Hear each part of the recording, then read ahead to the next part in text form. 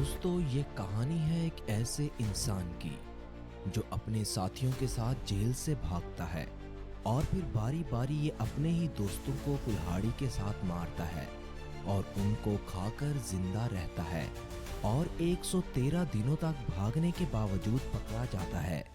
चलो जानते हैं कैसे इसने अपने दोस्तों को इस बात पर मनाया कि ये उनको खा सकता है और कैसे 4 महीनों तक भागने के बाद ये पकड़ा गया।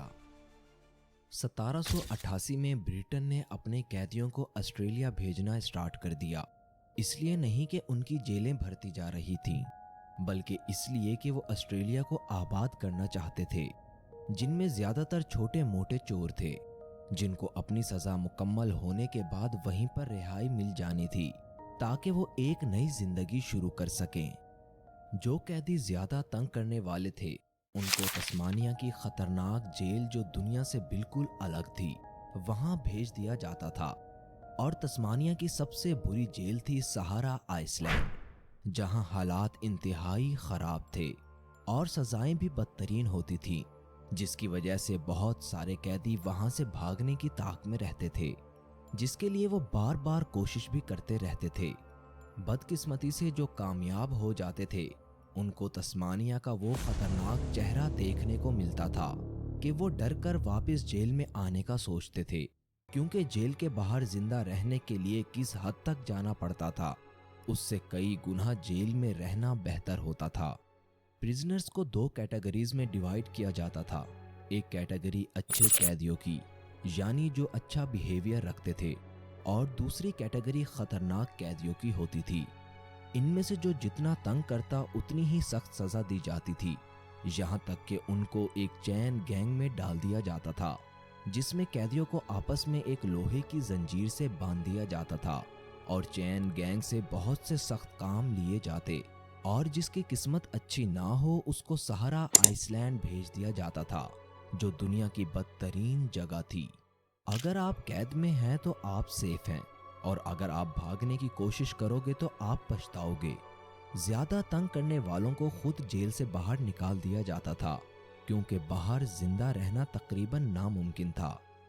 दोस्तों, ये कहानी है अलेक्जेंडर की, जो किसी न किसी मुसीबत में ही फंसा रहता था।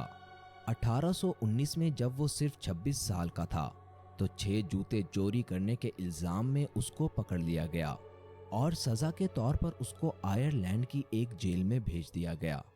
और फिर 3 अक्टूबर 1819 में एलेक्स को कैसल्स फोर्स में 140 दूसरे मुजरिमों के साथ वहां से भी ट्रांसपोर्ट कर दिया गया, वो भी एक शिप पर जो जा रही थी पोर्ट जैक्सन। 166 दिनों के बाद 27 जून 1820 को वो ऑस्ट्रेलिया पहुंचते हैं और फौरन उनको वैंस डायमंड्स लैंड भेज दिया जाता है, और 4 मार्च को उसको पहली असाइनमेंट भी दे दी जाती है तस्मानिया आइसलैंड पर। अब एलेक्स के पास कोई स्किल नहीं थी, उसको एक फार्म पर एक मजदूर की हैसियत से काम दे दिया गया। किसानों के साथ आराम से काम करते करते अचानक एलेक्स का दिमाग घूम जाता है और वो फिर बुरे कामों की वजह से जेल में चला जाता है। इस बार उसको चेन गैंग के साथ मिला दिया जाता है। कुछ ही दिनों के बाद दोबारा रिहाई मिलती है तो ये एक लोकल कांस्टेबल के नौकर के तौर पर काम करने लगता है, लेकिन 16 हफ्तों के बाद वो फिर चैन गैंग में शामिल हो जाता है। और फिर 1 साल गुजरने के बाद उसको भेड़ों के फार्म में एक नई जॉब मिलती है, और यही वो जगह थी जहां से उसने फरार होने की पहली मर्तबा कोशिश की, लेकिन नाकाम रहा और पकड़ा गया। पकड़े जाने की वजह से एलेक्स का रवैया और भी खराब हो गया और वो अपनी हरकतों से बाज ना आया। 18 मई 1821 को उसको 50 कोड़ों की सजा मिली, क्योंकि उसने फिर से चोरी की थी। सजा मिलने पर भी उसको कोई सबक ना मिला। जॉब बदलती रही और ये बार बार चेन गैंग में जाता रहा। आखिरकार बात बढ़ गई, क्योंकि एलेक्स डकैतियां करने लगा, नशा करने लगा और मार पीट करने लगा, जिसके बाद उसको नवंबर में 6 महीनों तक चेन गैंग में रखा गया। इसी दौरान वो अपने पास काफी चीजें इकट्ठी करता जा रहा था। मार्च 1822 में एक बार फिर ये अपने 6 दोस्तों के साथ जेल से फरार होने में कामयाब हो गया। और 4 महीनों के बाद पकड़ा भी गया और पकड़े जाने के बाद इसको सख्त सजा दी गई। अब इसकी हरकतों से तंग आकर इसको आइसलैंड के दूसरी तरफ भेज दिया गया, जो कि सहारा आइसलैंड प्रिजन थी, और अब इस पर कोई रहम नहीं करने वाला था। इसकी सजा खत्म होने में अभी 4 साल बाकी थे, लेकिन इन 4 सालों में बहुत कुछ झेलना पड़ सकता था, जो एलेक्स के बस की बात नहीं थी, जिस वजह से वो 1 महीने बाद फिर से भागने की कोशिश करता है। लेकिन इस बार हालात बहुत ही खतरनाक होने वाले थे। 20 सितंबर 1822 को जेल में आने के बाद एलेक्स और कुछ और लोग जो दूसरी तरफ से आए थे लेकिन चेन गैंग का ही हिस्सा थे, वो सब लोग मिलकर भागने की प्लानिंग करने लगे। इस ग्रुप में प्लानिंग करने वाले 2 लोग थे, रॉबर्ट एंड मैथ्यू, जो पुराने दोस्त भी थे और एक चोरी की सजा काट रहे थे। इस मर्तबा प्लान ये था कि इनको जब कोई काम करने को दिया जाएगा उस दिन ये फरार होंगे। इनको एक लकड़ी काटने का काम मिलता है, जिसका मतलब था कि ये ग्रीन आइसलैंड पर जाएंगे और इनकी जंजीरें भी उतार दी जाएंगी और इनको एक हथियार दिया जाएगा जो थी कुल्हाड़ी। और अब जो मैं आपको बताने लगा हूँ उसको कमजोर दिल वाले ना सुने। ये बातें एक जिंदा बच जाने वाले इंसान अलेक्जेंडर पेरिस की थीं। सब लोग अपने जिम्मा लगाए काम के लिए जा रहे थे, लेकिन जैसे ही बोट पास आती है तो इनमें से एक आदमी छलांग लगाकर बोट में चढ़ जाता है और बोट में मौजूद लोगों को धमका देता है कि उनके पास हथियार है तो कोई उनसे पंगा ना ले। ये लोग वहां से सारा खाना चोरी करते हैं और वहां पर जली आग को भी बुझा देते हैं ताकि गार्ड्स को कोई सिग्नल ना मिल सके। जिसके बाद वो एक बोट पर सवार होकर फिलिप्स आइसलैंड पर पहुंच जाते हैं, जहां पर ये अपनी बोट्स को तोड़ देते हैं और उनके टुकड़े भी छुपा देते हैं। फिर जो जितना सामान उठा सकता था वो उठाकर एक माउंटेन की तरफ चलने लगते हैं। तकरीबन 3 बजे के करीब ये माउंटेन की बेस पर थे और आगे टॉप पर जाने लगे, जो तकरीबन 2500 फीट ऊंची थी। टॉप पर पहुंचने के बाद वो आसानी से जेल को देख सकते थे और इस डर में भी थे कि जेल वाले कहीं उनको ही ना देख लें। टॉप पर जाते जाते रात हो जाती है। ये लोग आग जलाते हैं और आराम करने लगते हैं और सब लोग बारी बारी उठकर नजर भी रखने लगते हैं कि कहीं सर्च पार्टी ना आ जाए। सुबह होते ही ये दोबारा चलने लगते हैं और जितना हो सके टॉप पर रहते हैं और शाम होते ही ये एक पानी वाली जगह पर रुक जाते हैं, जहां ये खाना खाते हैं और कैंप लगाते हैं। एस्केप के तीसरे दिन अब सब लोगों के लिए फरार होना मुश्किल हो गया था। ऊपर से मौसम बदतरीन, बारिश रुकने का नाम नहीं ले रही थी और ठंडी हवाएं हर तरफ से चल रही थीं। घने जंगलों से गुजरने के बाद दरिया से भी गुजरना पड़ा, जिसकी वजह से ये सर से पांव तक भीग गए और ठंड के मारे कपकपाने लगे। आगे देखते हैं तो धुंध ही धुंध, समझ नहीं आ रहा कि किधर जाना है। लेकिन इतना सोचकर अब सबको सुकून मिलता है कि उनके पीछे अब कोई नहीं आएगा। लेकिन भूख से उनका बुरा हाल होता जा रहा था। उस रात वो एक बंजर जमीन के टॉप पर रुकते हैं, जहां कोई दरख्त तक नजर नहीं आ रहा था और ना ही कुछ खाने को मिलता। 5वें दिन बारिश इतनी तेज थी कि ये लोग कहीं निकल ही ना सके और कुछ ही दूरी पर जाकर एक शेल्टर देखी तो वहीं पर कैंप लगा दिया। फिर 7वें दिन जब बारिश रुक गई तो ये लोग एक माउंटेन की तरफ बढ़ने लगे, जिसको कहते हैं फ्रेंचमैन कैप, जहां पहुंचने के बाद ये लोग 19 किलोमीटर दूर आ गए थे अपनी जेल से। इस पहाड़ी के बाद जंगल शुरू हो गया और ये लोग दरख्त काट कर बैरियल बनाने लगे ताकि ये खुद को बारिश और हवा से बचा सकें।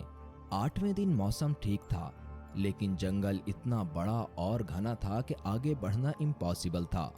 उन्होंने प्लान बनाया कि अपनी कुल्हाड़ी के साथ वो रास्ता साफ करते जाएंगे, लेकिन ऐसा करने से 3 लोग गायब हो गए। बाकी के 3 लोग ये सोचने लगे कि कहीं ये लोग वापस जाकर हमारे बारे में बता ही ना दें, इसलिए वो लोग तेजी से आगे बढ़ने लगे। उनको तलाश करने की बजाय ये लोग और तेजी से आगे मूव करते हैं। फिर से 10वें दिन बारिश होना शुरू हो जाती है, जिस वजह से ये लोग उस कोशिश में होते हैं कि कोई इंसान इनको मिल जाए, लेकिन ऐसा नहीं होता। उनको रात उसी पहाड़ पर गुजारनी पड़ती है। अगले दिन जो लोग तैर सकते थे वो उन लोगों को दरिया पार करवाते हैं जो लोग तैर नहीं सकते थे। अब इनके जूते भी टूट चुके थे और अब नंगे पांव इस जमीन पर चलना बहुत दर्दनाक हो गया था। और साथ ही साथ वो भूखे थे, गीले थे और ठंड से जमे हुए थे, जिसकी वजह से वो 13वें और 14वें दिन 4-5 मील से आगे ना जा सके। 15वें दिन उनके रास्ते में एक और दरिया आता है जो बहुत बड़ा और खतरनाक था, और अब इनके अंदर इतनी भी हिम्मत नहीं थी कि वो तैरकर इसको पार करें। उस वक्त ग्रुप में किसी को आइडिया आता है जो बहुत ही खौफनाक होता है। ये लोग मिलकर डिसाइड करते हैं कि किसी एक को कुर्बानी देनी होगी ताकि बाकी सब लोग उसको खाकर जिंदा रह सकें। भूख की शिद्दत इतनी थी कि सब लोग मान गए और एक लॉटरी टाइप करते हैं। जिसका नाम आ गया उसको कुर्बानी देनी होगी, जिसके अंदर एक थॉमस नामी बंदे का नाम आता है। वो कहता है कि मुझे सिर्फ दुआ मांगने दो, मैं अपने गुनाहों की माफ़ी मांगना चाहता हूँ।